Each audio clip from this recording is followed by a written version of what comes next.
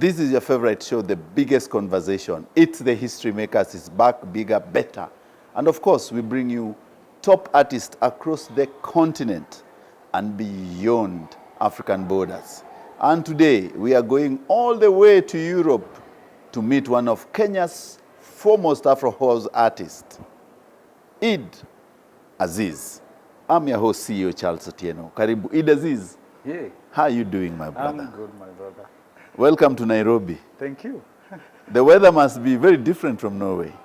The weather is beautiful. Norway right now, it's really cold. It's Yes. winter time. Yeah. Yeah, it's always good to be home and always good to be home when it's shining. 21 years in Norway. 2-1. Wow, yeah. 21 years in Norway, Doing music. doing music. That has been my life. How do you see your progression from when you went to Norway and now, and the type of music, Afro house, the acceptance? Wow, it has been a really long journey of which it has been a journey of learning and still learning. And yeah, now it has started to make sense after all those learning and being in this music genre of Afro house. Because it took long before they could accept the music of, though they used to be techno Yeah. and house music, but now they have Afro house music, of which it has taken the world into. If for example, you see many people know house music, Yeah. and they know what house music entails. So how do you explain Afro house music to the audience, the Kenyan audience out there? What's the difference? What is the stylistic? The style of house music actually is still African, but we've brought more tradition into that element of house music, and it has become Afro house because we brought a lot of tradition, African way of singing, African drums and African instruments, and it has made to become Afro house. So when you're in Kenya, you worked with the likes of Calligraph, and then you moved into. How did that projection be like? Oh, well, when I moved to Kenya, yeah, of course, I worked with a lot of artists. Yeah. And one of them is that it's Calligraph. And yeah, in that genre, it was really fun to work with. Because me, I never choose, because music, it is a universal language, and I cannot choose, of which I know many people, they choose their genre, but for me, I don't choose because music is a spirit, and when you've been called with a spirit, it is really deep than me, myself. So how did you join music, Aziz? How did you get yourself into this music scene? I think I was called for this because I grew up in the music family. I grew up in the village where they used music for healing. They used music for. It was a normal life. Music it was a normal daily life. So I cannot say that I came into music. I think music chose me, and that spirit, it's with me until now. So how, any projects you did in Kenya before moving out of the country, and why did you pick Norway as a base? I made a lot of projects. As I told you, I worked with a lot of artists, and I made a lot of projects before I moved. I used to do Afrofusion. Yeah. Of which it's a genre that I loved it. And yeah, I found it was easy for me to combine the Afrofusion into Afro house. Yeah. And it has made it really easy for me to penetrate and be out there and make really good music. So So when you went, did you want to go to Norway, or how did you end up? Was it a concert? Was I it a end up festival mundial? in Norway with it's sort of love. Yeah. Yeah, and that's where my love ended. And I got a family there, and Norway has become my second home. Because I know, as you know, Kenya is my first home, and it Yeah. will be my first home forever. And in Norway, I ended up there with my family, and it has made it easier for me to music-wise, because people there, they appreciate a lot talent, and I thank God I have that talent that I can show out there and represent my people out there.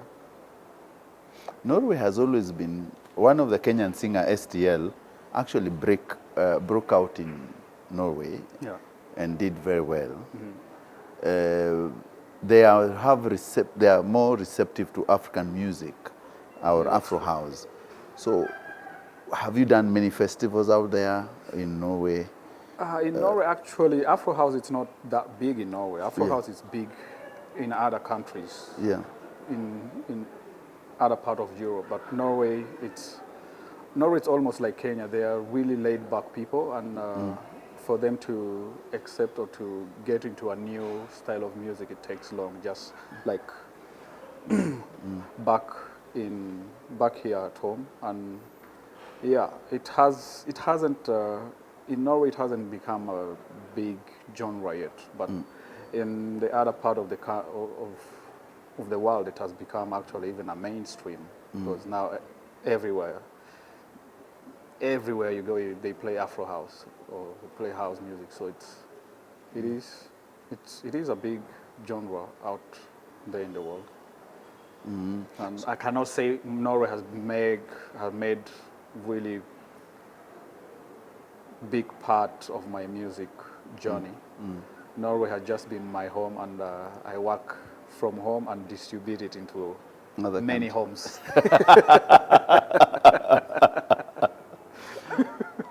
So, what album did you work on in Norway? The first Afro House album I did with my friend from Austria. His name is Max Doppelhoff, of which actually he spends most of his time in Kenya. Oh. He's 2 Kenyans more than myself, actually. He knows how to bargain, and he knows a lot of things. Yes. And that's my first album, I can say, when it comes to Afro House music. But I have more than 700 songs out there, because I've been releasing songs every week. Sometimes I even release like 5 songs every Fridays. And that has been I cannot say it's my work. It's my calling. So when you release these songs, do you collaborate with other artists Yeah, I've apart been from? collaborating with a lot of artists, all over the world. Yeah. So who are the main musicians you've collaborated with in this Wow, projects? my actual latest, I've been collaborating with Shimza, and then I've been collaborating with Enzo. I've been collaborating with, it's a lot to be honest, more than 700 artists that I've been collaborating with. So it is a lot. So do they fly into Norway? How do you do your studio work? They always send me Demos? their demos or their tracks, and I work with them. Most of them I recorded them here in Nairobi, because I always take advantage Yeah. to use the studios here at home and try to invest to my people, so they can also learn that type of music. So So which studio locally? which studio locally? I'm working a lot with my best guy who we did Come Dada together, and that's Dilly. Dilly, yeah? Yeah, producer. He's really good. He's very good. He's one of the best producers, and Yeah. he's one of the guy who understands my way of working. So it has been easy for us to record like 10 songs a day. So yeah. So if you look at, you've said you've done 700 songs. Yeah. You release a lot of Afro house music. Yeah. Do you sell them through any of these platforms for streaming, or Yeah, all my what is songs. their route to market? My route to markets, they are all in all digital platforms, in Spotify, iTunes, everywhere. So they are everywhere there. And I even didn't know that I had those many songs until they was talking about it. Because for me, it's to make music and to give it to people, to heal and to make them happy. I've never counted how many musicals. So do you call yourself a singer, an instrumentalist, a combo? What I can say, I can call myself an artist, or an artist or musician. But I put myself as an artist because I do everything. I sing, I play, I jump. Let's talk about concerts. You see, there's a big need for African musicians to be out there. Yeah. The West Africans have managed to be in the mainstream world music map. Yeah. We are hoping that our musicians from the East will soon ride on that and get into those concerts. Yeah. You are currently on world tour. Yeah. How do you conduct a world tour, and how do you want it be? Yeah, the thing is that the West Africans, they did manage to penetrate the world because they used their culture, they used their tradition, they used their really primitive sounds that you couldn't find they couldn't find there. That's what sold. And for and us in East Africa, most of us, we concentrate about the Western sounds of which they have there already, and they do it Better. They do it better. And for us to neglect our primitive and our traditional sound, it's a big loss, because that's what makes me who I am. That's what I've sold out there. That's what I have attracted many, and I've attracted the audience and the world through my traditional and my cultural way of doing my music. So for us, the only thing that can make us succeed is to go back to our roots and export our roots, not export other people's culture. So which concert are you going to do in Australia? Are you in Kenya? Are you performing here? In Kenya, I'm just passing by to see you. And also I'm in a media tour because I had my first solo track or solo music. What is it called? Fatuma. Yeah. Of which the project Fatuma. The project Fatuma is the first Afro house that I've released it solo. Yeah. So, and it's very traditional and very cultural. So I'm trying to be here and show how possible it is to use our traditional music and fuse it into the modern society, the modern sound. So you see, it's interesting you pick on Fatuma. Why Fatuma? Is there any semblance or reason behind the song being called Fatuma? And does it borrow from any traditional songs of the past? Yeah, Fatuma, it's an old song that has been used with our forefathers, our ancestors, when they were being shipped away from their village, going to work to the farms for the the colonial people. So that's one of the songs that they used it to comfort them and to make the journey easier. So how does it go, man? It's a song that has been played and has been recorded with not many artists, but only one group, Pressman Band. They did it, and it's Haila Fatuma, wenda kwa obara. Haila Fatuma, wenda kwa obara. I think you've heard that song. I've heard that song. Yeah. Pressman Ben did it. Pressman Ben did it. Yes. But traditionally, it was not a Pressman Band song. It's not a Pressman Band song. I think it's a traditional song. Yeah. So have you fused any modern similes into it? Yeah, I've fused it, and I'm sure you can hear it. It's really different. So and different. It's beautiful. Does it have that Just like Fatuma herself. coastal flavor? Yes. So you know, no doubt. You know, does it have a bit of bango, a bit of tarab? I think the way I've sung it, it has a bit of a lot of the Mijikenda sound. Yeah. And it has a lot of way the traditional jazz, Afro jazz, how they used to sing. Yeah. Yeah. Interesting to listen to Fatuma. I know definitely if it has those eclectic elements of the coastal percussion. Exactly, yeah. And then you put house on it, it must be a masterpiece. Yeah, it is. So up onto Australia. Where are you performing in Australia? I'll be in why Sydney. Australia? I'll be in Sydney, and I'm gonna be in Melbourne.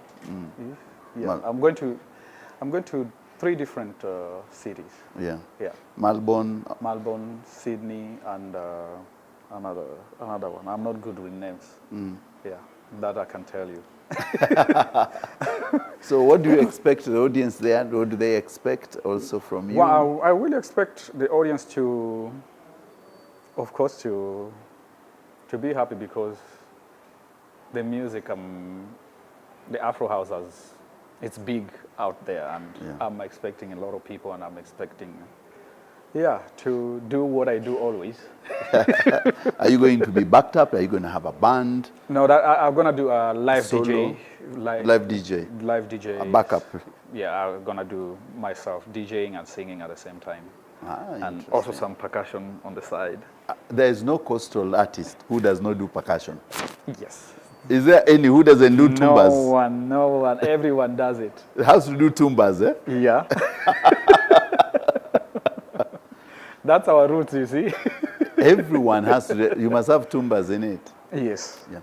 So if you look at your life and the skills you've gained through music internationally, where would you place Kenyan music in the world map? Where I can place Kenyan music in the world now. The Kenyan music is out there because I've made it possible, and there's some artists who have made it really possible for people to know that there's a place called Kenya, or there's a music comes from Kenya, or a sound that comes from Kenya that is really possible to sell it all over the world.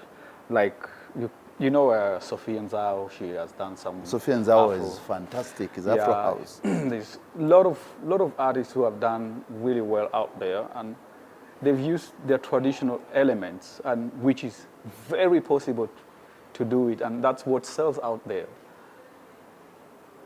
And the only thing that we have to stop is to stop being afraid of our own culture, because that's who we are. That's what people, they will know us with. It's our culture and our sound. And for us, for the Kenyan music to do it even more, we just have to go to our roots and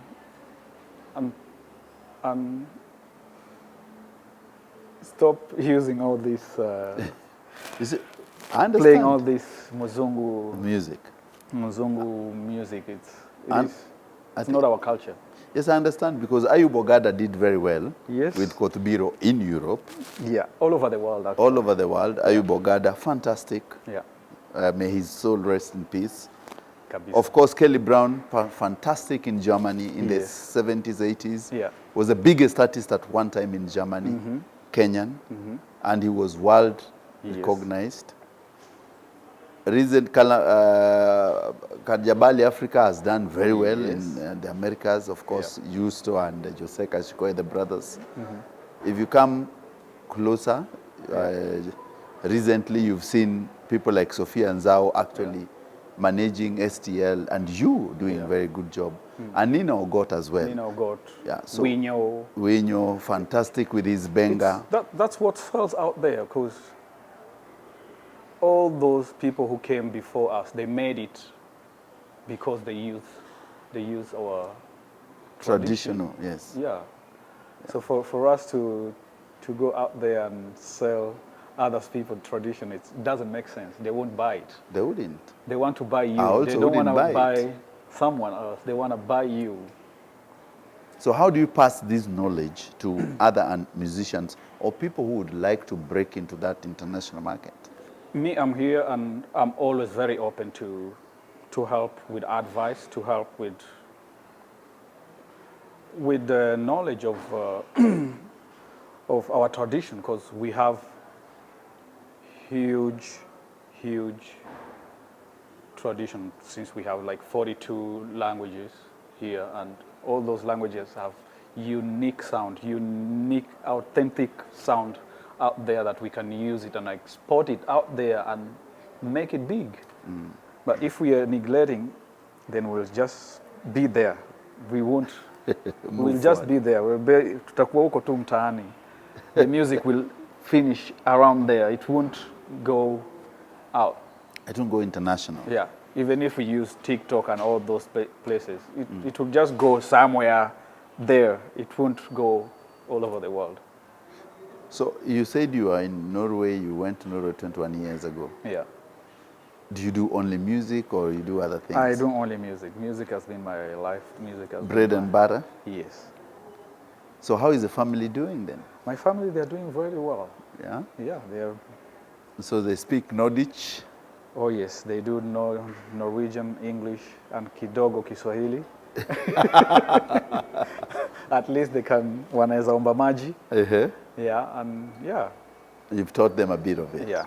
You know, my friend Nonini and Steve Mendo's friend also has taught his son Kiswahili and Sheng in America. It's amazing. They have to know our language. And them also, they are very interested of learning the language. Yeah. So if you look back at your life, 21 years, what has been the challenges, what has been the successes, and what could you see is the way forward? Well, there's been a lot of challenges on this music world. There's always challenge in this music world because there's a lot of things you have to learn, and there's a lot of stuff that they have to keep you going through learning of how the music industry works and through the mistakes that you make out there. It has taken a lot to learn about music in general, and for me to be at this place in the world that people now they know Idd Aziz, or it took a lot because I could feel really neglected back home, or because I was doing the traditional and cultural music. Many people have been laughing about it, but for me, I didn't care about what they are laughing about. What I cared is what was in front of me, what I was looking for, what I was selling out there. Because for me, I was doing it for my people, not only for myself, but for my people. I wanted my people to be recognized, and I wanted Kenya to be recognized into the world of music. So the way forward, because The way forward is just keep on working and keep on learning, because that's way of life. We are learning every day, and that's how we are growing every day. And if you look, and also if you check your steps carefully, which artists have been most impactful to you in your journey? Wow, in my journey, I think everyone, because everyone is very unique, and I always listen even to the upcoming, because all of them, they have their unique way of working, their unique talent, and I always learn from any. I've never put myself up there. Okay. I'm always learning from the biggest artists or to the really upcoming. Anyone you want to specifically do collaboration with locally, internationally? Locally, this time I'm going to do a lot with my Kenyan people. I'll have some stuff setting up with a lot of good Kenyan musicians. Like Anyone you've identified? Like Winyo. Winyo is good. Yeah. I like the sound of Benga going international, actually. Yeah. Yeah. Yeah, like Winyo and these young artists. Like, I think I've done something with this Gengeton boy called One Mandelo. Oh. Yeah, I've done something with him. And for me, I'm out there. If they're reaching out, I'm always there. I love music. That's my life, and I'm making music every day. So, yeah, I'm very open to work with anyone. Internationally, beyond Kenyan borders, Yeah. anyone? Uganda, Tanzania? Uganda, Tanzania, that I haven't spoke to any of the artists. But all over South Africa, Zimbabwe, I've been working with all those big artists out there. Yeah. So if you look at the songs you've done, are they penetrating into those areas? A lot. Zimbabweans are listening? Yes. In South Africa, actually, I'm quite known there. So what song do they play there from your They albums? play all my songs. Which one? I have like Kibe, I have Kamili, I have wow, it's a lot of songs. Mamma mia. I have Bado, I have 700 songs. So Kamili, what does Kamili say? Kamili, it's a song for my brother, because it's actually a true story. He neglected going back home to the village, so I was singing for him to go back to the village, and Did he come back home? he did. And he was so happy. He told me, "Now I know how much you love me." So how even does made the a song song. go? How does the song go? It goes, Kamili, Kamili, Kamili, Kamili, siku nyinjiga, kutena nyumbani, hatukayama na kuyeyama, uze muzini dede, uze muzini dede, uze muzini dede, uze muzini ga, oh Kamili. Is it in Taita? Is it in That's in Chonyi? Rabai. It's Kirabai, yeah? Kirabai, yes. That's Mijikenda, that's Mijikenda, Rabai. yeah. It sounds like Chonyi in somehow. Yeah, Chonyi, Giriama, Rabai, Duruma, we sounds the same. Sounds a bit of Chonyi inside there. That's Mijikenda, yeah. Yeah. And Kibe? Kibe also, it's a part of this Kibe. It's a part of the kids song that we used to sing, the Brikicho, Bantu, all those. Yeah, it's part of Kibe Kibe. Nimejificha mi, utaniona mi, Kibe Kibele, Kibe Kibele, Kibe Kibe Zankale. So I've mixed with a lot of kids. With kids, eh? Yeah, kids songs. You know, Kenyans don't know Brikicho was basically mean British war. Yeah. I know very many Kenyans just used to say Brikicho. Yeah. And they say Bantu. Bantu. Yeah. It's not Britikicho, it is British war. Battle Yeah, Lap, Battle Lap. British War. Battle Lap, yeah.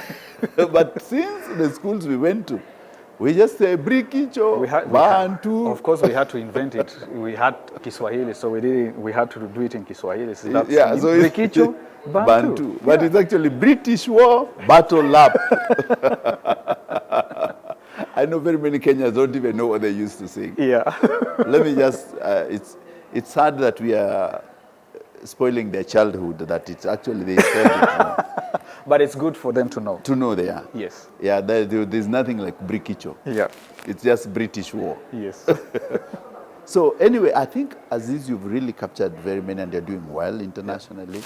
I love the sounds of your music. Yeah. It has that authentic African fusion. Yeah. It connects with the people. Yeah. And it is good that it's out there for many people. And for our viewers, basically, if you've never heard of Idd Aziz, he's one of the foremost Kenyan artists doing very well internationally in the showbiz scene.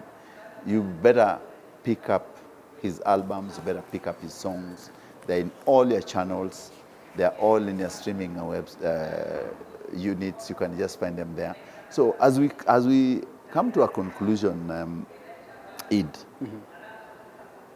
which song would you give our fans out there today here? I think I'll give them a song that they really loved it. The song I really made it long time ago. It's a song that they've been singing in school. Yeah. It goes, Toto amuka uende shule, asubuhi na mapema, we ndio kiongozi wa baadaye, utamsaidia baba na mama. Kiswahili kitukuzwe, ndio lugha ya taifa. Baba na mama vijana, kitukuzwe Kiswahili. And they're using that song actually at the Oxford University. At the Kiswahili. Why? Yeah. They're using it? Yes. Have they paid much cheddar? Yes. My goodness. Yeah. So how much are they paying, man? It's good money. Between what and what, if you don't understand? It's good money. Of course, you had it. As you can tell the viewers out there, what's your handles where they can get your music. And they can get my music in all digital platform. Yeah. So you can go to Spotify, iTunes.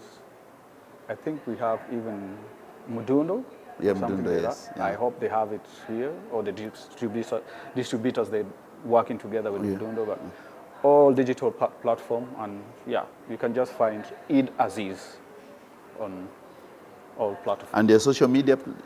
Idd Aziz everywhere. Idd Aziz, that's my normal name, my kitambulisho name, my artist name. You've heard it. Idd Aziz, the man who brought you the Afro house, the biggest music, all the way from Norway, and conquering Europe with beautiful Kenyan sounds, Kenyan music, going international. I'm your host, CEO Charles Otieno, and this is The History Makers. Keep watching.